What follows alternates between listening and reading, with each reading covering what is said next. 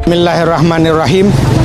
Jadi bencana Aceh, banjir Sumatera Utara dan Sumatera Barat adalah bencana yang sangat luar biasa. Jadi selama ini dihadapi dengan cara biasa. Jadi yang kita tuntut adalah pemerintah Indonesia untuk menangani banjir Aceh dan banjir Sumatera Utara dengan Sumatera Barat ini dengan cara yang luar biasa. Karena kalau tidak sanggup dengan cara yang luar biasa, berarti negara tidak sanggup. Berarti harus membuka Aceh dari bantuan internasional. Kemudian yang kedua, bendera putih ini bukan bendera keputusasaan, bukan bendera menyerah. Bendera putih ini adalah pertolongan dunia diharapkan oleh Aceh. Aceh menangis mengharapkan pertolongan dunia karena Prabowo dan kabinetnya, kemudian pemerintah Indonesia masih belum maksimal dalam membantu Aceh.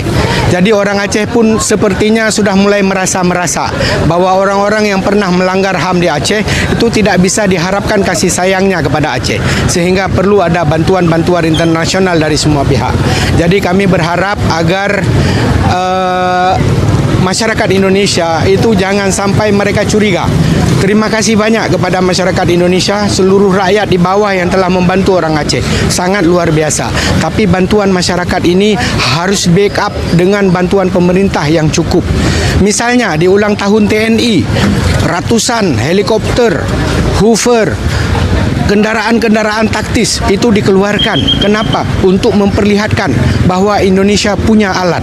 Tetapi ketika banjir begini, alat-alat itu tidak ada. Jembatan sudah 21 hari, masih 1-2 yang baru selesai. Kemudian yang paling mengerikan, PLN di Banda Aceh saja sudah 21 hari mati. Tidak ada upaya yang luar biasa. Mestinya karena listrik ini adalah nadi daripada kehidupan dunia modern, harus dalam 2 atau 3 hari harus selesai.